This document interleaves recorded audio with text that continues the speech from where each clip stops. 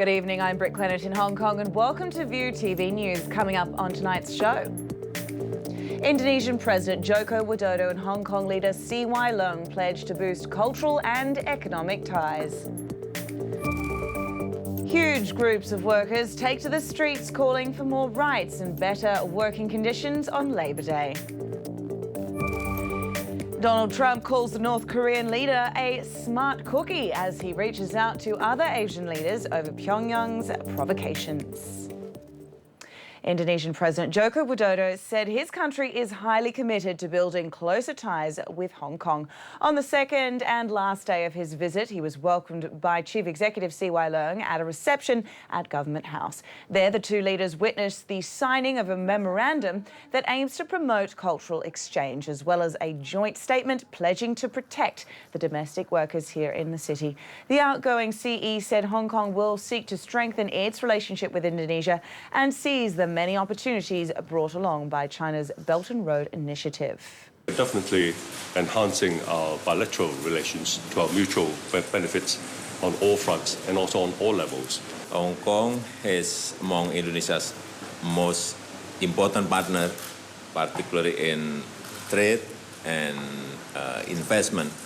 Indonesia is highly committed to elevate its relationship Hong Kong, and I hope that this cooperation can result in concrete benefit for Indonesia and Hong Kong. Workers rejoiced the new minimum wage took effect today, putting the hourly pay rate up by $2. But Labour unions say a lot more should be done to protect the city's underprivileged. The wage floor, now at $34.5 per hour, is reviewed every 2 years, a policy slammed by workers' rights groups. Federation of Trade Unions lawmaker Ho Kai-ming said it should be annual, pointing out civil servants' salaries are adjusted at least once a year. And Labour Party chairwoman Suzanne Wu said the new pay rate is still quite low, with most private shopping malls paying more than $35 an hour. Most workers who receive minimum wage are employees of the government and the Leung. They have the ability to offer better wages, yet they pay even less than privately owned shopping malls. As a taxpayer, I'm shocked to learn that corporations I'm helping to finance are the ones who exploit workers. It's Labour Day and huge groups of workers took to the streets calling for more rights and better working conditions.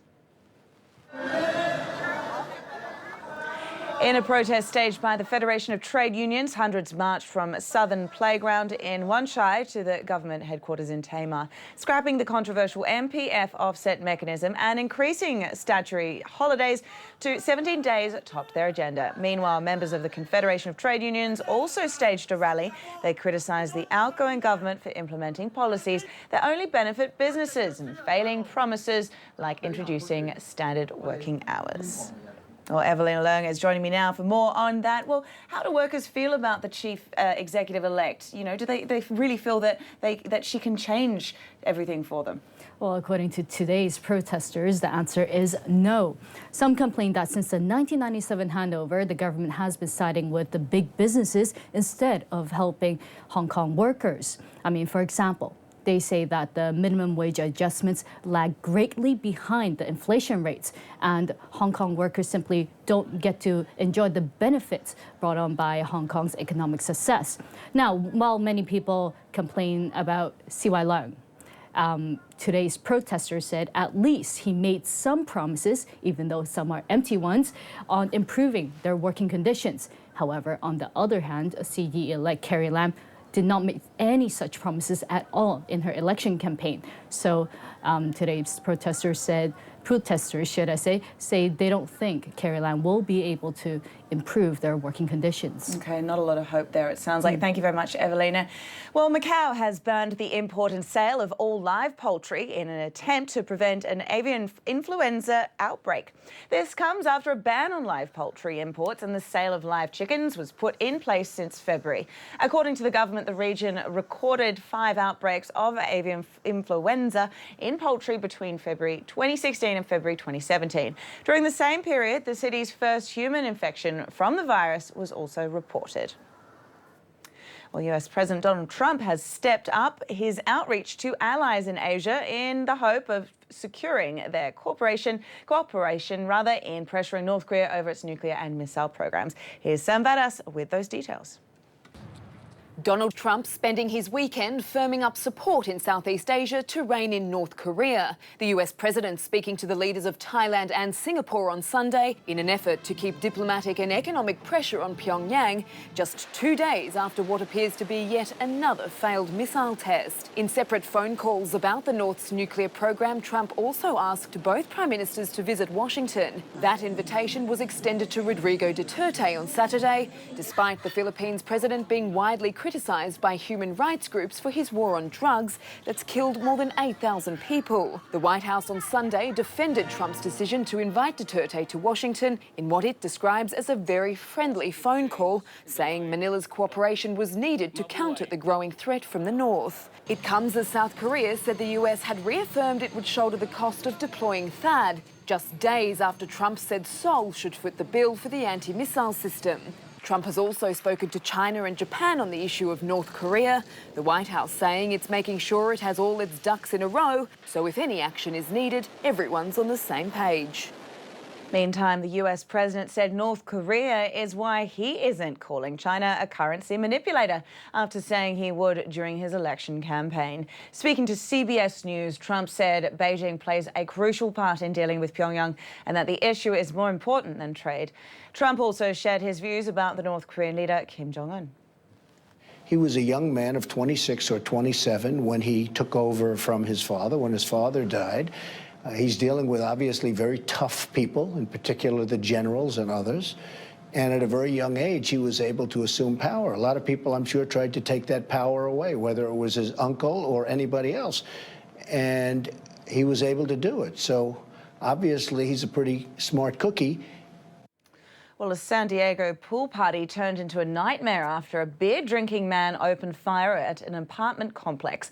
The gunman wounded 8 people before he was shot dead by police. San Diego police said the man was holding a beer in one hand while shooting with the other.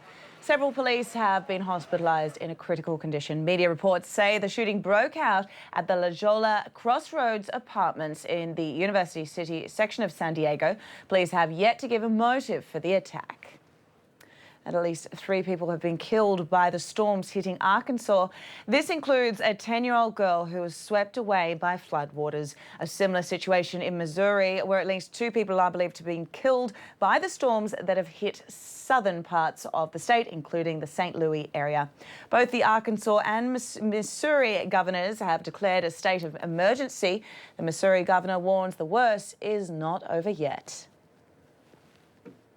The current river at Van Buren's highest recorded flood was 29 feet. We are anticipating 37 feet by Tuesday morning. That's why today I signed an executive order activating the National Guard and ordering that they be prepared to move hundreds, perhaps thousands of troops to assist in flood fighting operations across the state. These floods may well be deep and destructive. Coming up next, the latest from the world of business.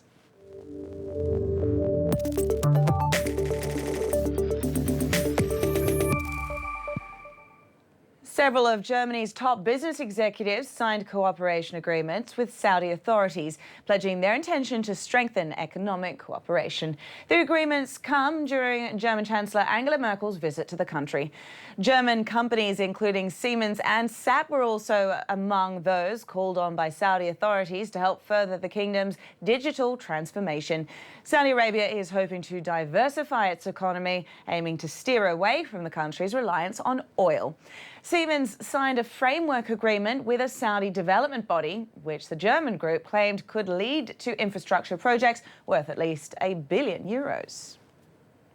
In the latest of what's been called the Silicon Beach movement, the Venice Beach Freak Show is shutting down after 11 years of fun and laughs as tech company Snap takes over their building. Ben Gruber with that story. Surrounded by her fellow freaks, the bearded lady ties the knot.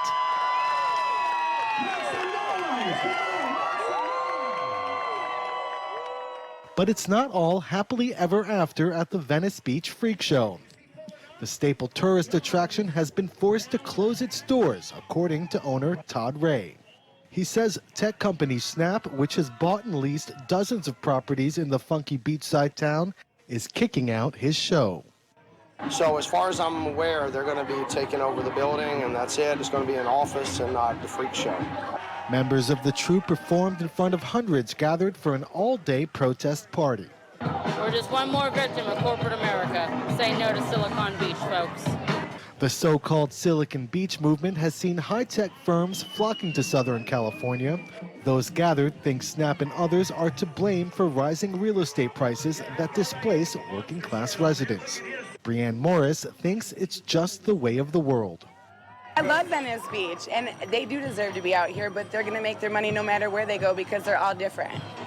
But when it comes to a space